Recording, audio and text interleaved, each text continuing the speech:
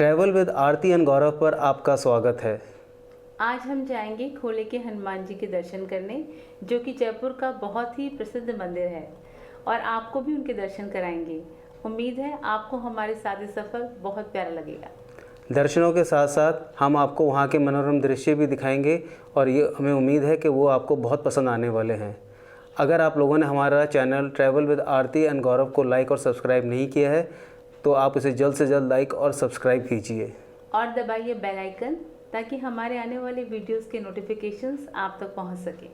तो चलिए चलते हैं खोले के हनुमान जी।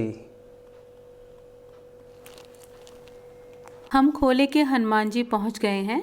ये सामने गेट दिखाई दे रहा है। इसका टाइमिंग 6 बजे से लेकर सुबह शाम 8:30 बजे तक है। इसकी लोकेशन हम डिस्क्रिप्शन बॉक्स में शेयर कर देंगे। अगर हम हनुमान जी के बारे में बातें करें तो इन्हें सबसे ज़्यादा पूजा जाता है। He is known for love, compassion, devotion, strength and intelligence. You will see many people devoting their Tuesday to the worship of Lord Hanumana. My father used to read Hanuman Chalisa every day.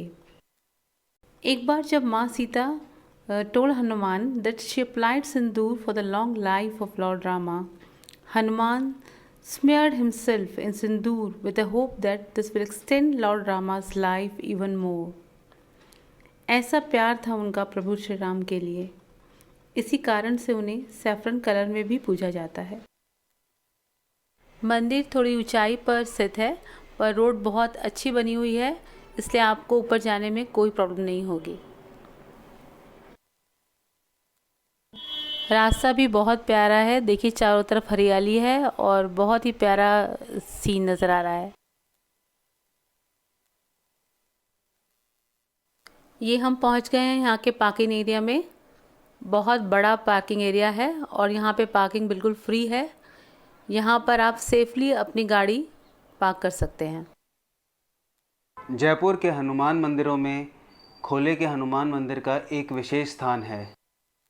जब इस मंदिर की स्थापना हुई तब यह मात्र 100 square feet में ही बना हुआ था, लेकिन जैसे जैसे समय बीतता गया और इसकी मान्यता बढ़ने लगी तो यह मंदिर अब 300 गुना ज़्यादा एरिया में फैला हुआ है, या यूँ कहें कि कई एकड़ों में यह मंदिर फैला हुआ है। स्थानीय भाषा में खोल शब्द का अर्थ है वैली या घाटी। क्योंकि ये मंदिर अरावली पहाड़ियों के बीच में बना हुआ है, इसीलिए इसे खोले के हनुमान जी का नाम दिया गया है। खोले के हनुमान मंदिर की मान्यता ये है कि जो भी यहाँ आता है और हनुमान जी के दर्शन करता है और कोई मन्नत मांगता है तो उसकी वो मन्नत पूरी हो जाती है। और शायद यही कारण है कि यहाँ पर सवा मनी का प्रसाद चढ़ाया जाता है, जिसमें लोग अपने फ्रेंड्स और अपने जानकारों को बुलाते हैं।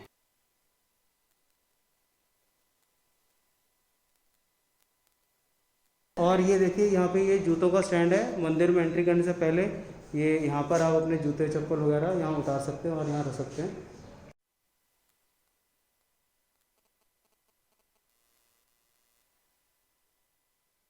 मंदिर के संस्थापक पंडित राधेलाल चौबे जी का समाधि स्थल। यहाँ पर हाथों को सैनिटाइज करने के लिए सैनिटाइजर्स का उचित इंतजाम किया गया है।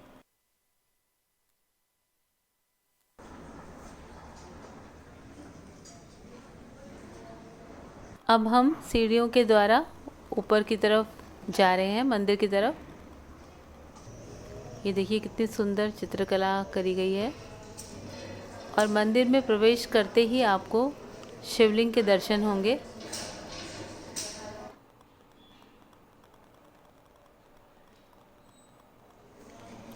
ये देखिए खोले के हनुमान जी की प्रतिमा।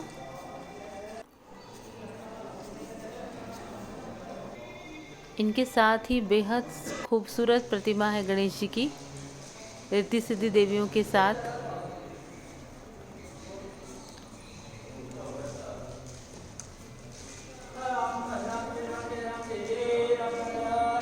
खोले के हनुमान जी की प्रतिमा की विशेषता ये है कि ये इसी जगह पर पाई गई थी और उन्हें यहीं पे स्थापित कर दिया गया। उसके बाद इनका श्रृंगार किया गया है।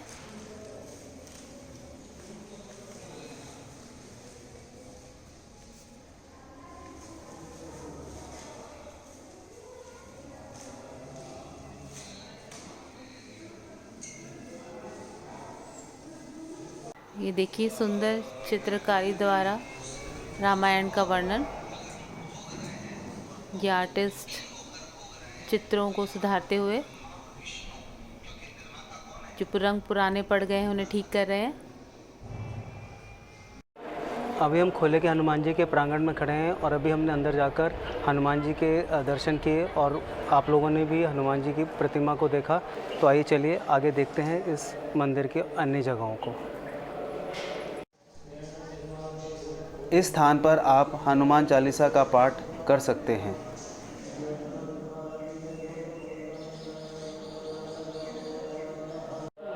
ये जो सामने आप फ़ोटो देख रहे हैं ये पंडित राधेलाल चौबे जी की है, जो कि इस मंदिर के संस्थापक हैं।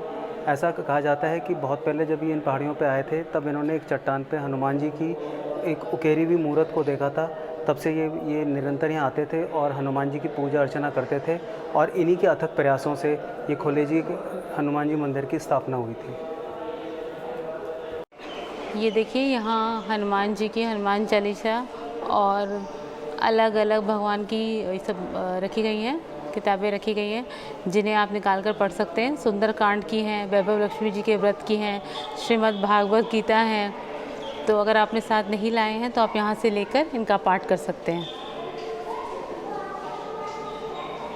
अब देखिए हम इस मंदिर के ऊपर की मंजिल की तरफ जा रहे हैं। ये देखिए बेहद विशाल और बहुत प्यारी गणेश जी की प्रतिमा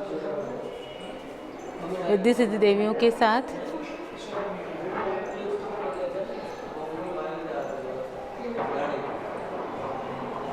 और ये शिवलिंग। यहाँ पर खोले के हनुमान जी में करीबन 24 रसोई हैं जहाँ पे लोग अपना सममनी की मन्नत पूरी करते हैं और यहाँ पे बहुत लोगों के बैठने का और खाने का इंतज़ाम है। ये देखिए 13 नंबर रसोई का दृश्य। ये देखिए हम ऊपर की मंजिल पे आ गए हैं। यहाँ से देखिए कि प्यारा सा नज़ारा। यहाँ पे कबूतरों को बहुत सारे दाने डाले गए हैं। ये हम यहाँ की सबसे ऊपर की मंजिल पे आ गए हैं। चलिए हमें दिखाते हैं आपको कि यहाँ पर क्या है। यहाँ पे महर्षि वाल्मीकि जी का मंदिर है छोटा सा।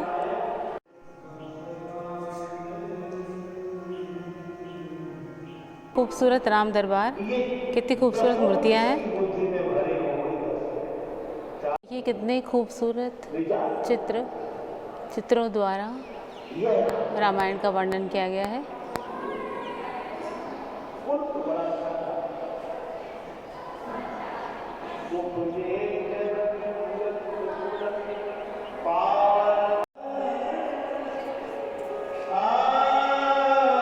रावण जटायुद्ध, सीता हरण। छत से कितना बेहद खूबसूरत नज़ारा मंदिर का। चारों तरफ से ये अरावली पहाड़ियों से घिरा हुआ है।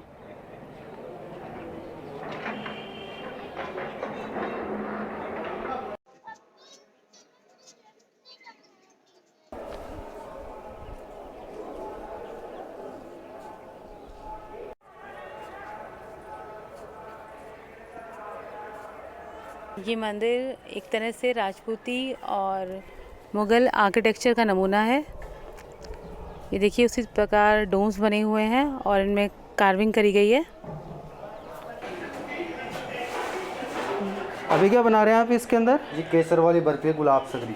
अच्छा, तो ये मावा, चीनी और केसर तीन ही चीज़ डलते हैं इसके अंदर। अच्छा। फेमस मिठाई है जयपुर की। अच्छा, मावा, केसर और क्या कहते हैं, चीनी चीनी की बर्फ़ी बनती है। अच्छा जी, अच्छा। ये केसर की बारीक बारीक जैसे। अच्छा, तो ये नॉर्मली जो सवा मनी का है जी? नहीं मिलती।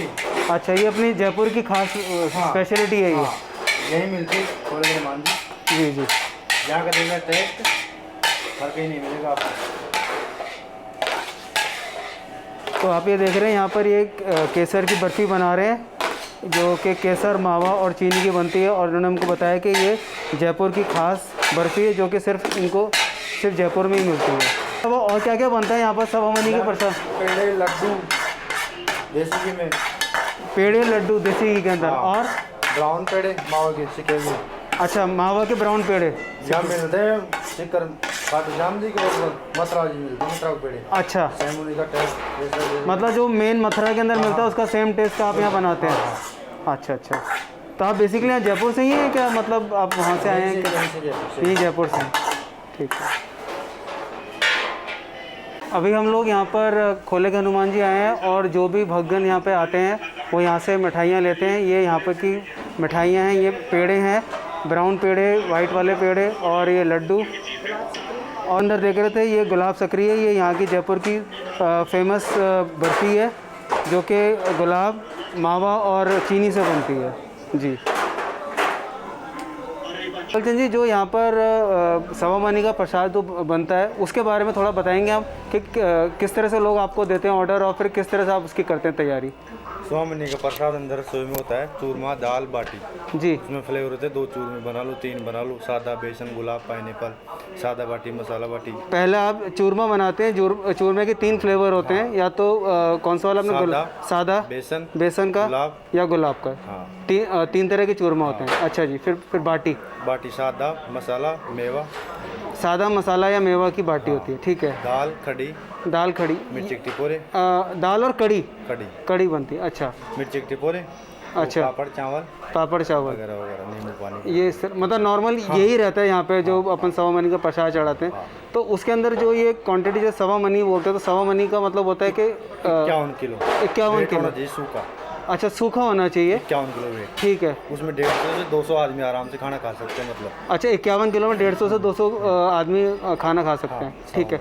तो ये नॉर्मली मतलब ये इसका एक स्टैंडर्ड रहता है कि 51 किलो का ही होना चाहिए, या फिर अगर कर सकते हैं मान लीजिए ज़्यादा लोग हों तो फिर ज़्यादा, मतलब इतना तो होना ही चाहिए, मिनिमम इतना होना चाहिए। मतलब कहने का मतलब ये कि मिनिमम 51 किलो का। तो सूखा सामान मतलब ये जैसे आटा, बूरा हुई, घी हुआ, जी, जैसे नॉर्मली 51 किलो होना चाहिए। 51 किलो का होना चाहिए, ठीक है। तो वो नॉर्मली जो यहाँ पर लोग आते हैं वो आपको ये सूखा सामान देते हैं, और फिर आप अपनी रसोई में इसको तैयार करते हैं। सूखा सामान देते हैं अपन, फुल प्लेट से भी करते हैं अपन खुद भी। अच्छा, उनसे खाली ऑर्डर ले लेते हैं पर प्लेट के हिसाब से। अच्छा भाई मेनू बता दो आप, अच्छा, उस हिसाब से हम ऑर्डर लेके हम कंप्लीट दे देते हैं उनको। दोनों तरह से, मतलब या तो वो आपको मटेरियल दे दें, और या फिर आप उनसे कहते हैं कि हम 51 रुपये का 51 किलो के हिसाब से आपकी व्यवस्थाएं पूरी कर देंगे, तो पर प्लेट का आप चार्ज लेते हैं। तो नॉर्मली आपका क्या रहता है चार्जेस यहाँ पे? वो मेनू के ऊपर है, 250 रुपये नॉर्मल है, कम से कम 250 रुपये नॉर्मल है। जैसे 50 लोगों का 100 लोगों का 250 रुपये पर प्लेट, और जैसे कम का है 50 का 350 रुपये। अच्छा, जैसे 200-250 का है तो 250 रुपये। नहीं, लेकिन आपने बताया कि यहाँ मिनिमम 51 किलो का तो प्रसाद चढ़ता है, तो उसका मतलब ये हुआ कि अगर 50 लोगों को कोई दे रहा है तो फिर वो 51 किलो का तो नहीं चढ़ाएगा। गेस्ट नहीं हो तो, जैसे वाला खाने वाले नहीं है तो नॉर्मल कम भी चढ़ जाता, कोई दिक्कत नहीं है। अच्छा, फिर उस केस में कह रहे हैं आप, ठीक है। तो अगर मतलब 100 प्लेट तक हो तो इसका 250 रुपये है आपका। हाँ, 250। और जैसे अपना कितने के बाद फिर आपका थोड़ा सा 200 लोगों तक 250 रुपये पर प्लेट है, उससे ऊपर जाता है जी 10-15-20 रुपये कम हो जाते हैं मतलब। अच्छा, मतलब वो फिर उसके क्वांटिटी के हिसाब से आप इसको कम कर लेते होंगे, ठीक है। और नॉर्मली यही रहता है सबके मेन्यू के अंदर, यही रहता है? हाँ, सबके मेन्यू यही रहता है, चूरमा दाल बाटी। यहाँ तो किसी का लगता है मैन तो चूरमा दाल बाटी है ना। अच्छा, ठीक है। चलिए, आपसे बात करके बहुत अच्छा लगा। और अभी हमने यहाँ जाना कि यहाँ पे जो दाल बाटी चूरमा का जो यहाँ सवामनी का प्रसाद चढ़ता है, ये यहाँ का मेन है, जिसमें 3 तरह की बाटी इन्होंने बताया कि यहाँ चढ़ती हैं, और 3 तरह के ही यहाँ पे चूरमे के यहाँ पर प्रसाद चढ़ता है। और यहाँ की जो खास बर्फ़ी है, जिसको क्या बोला आपने? गुलाब सकरी, केसर बर्फ़ी इसको भी कहते हैं, जो यहाँ की जयपुर की खास विशेषता है, ये भी इसके अंदर होती है। और ये आप देखिएगा जो यहाँ भक्तगण आते हैं मंदिर के अंदर, तो ये पेड़े का प्रसाद है, लड्डू है, इनका भी प्रसाद ये वहाँ पर चढ़ाते हैं, ड्राई फ्रूट का भी है, ठीक है। और ये नारियल वगैरह भी चढ़ाते हैं। शाम का वक्त हो गया है, अब हम अन्नपूर्णा माँ के मंदिर की ओर बढ़ रहे हैं। रास्ते में देखिए लंगूरों का कितना बड़ा झुंड है। वैसे तो ये कोई नुकसान नहीं पहुंचाते, पर आपको ध्यान रखने की ज़रूरत है। यह है माँ अन्नपूर्णा का मंदिर। इसमें जो आप प्रतिमा देखेंगे शिव और माँ अन्नपूर्णा की, उसमें माँ पार्वती माँ अन्नपूर्णा के रूप में भगवान शिव को भिक्षा देते हुए दिखाई दे रही हैं, जिसके बाद उन्होंने ये वादा किया था कि वो हमेशा काशी में ही रहेंगी।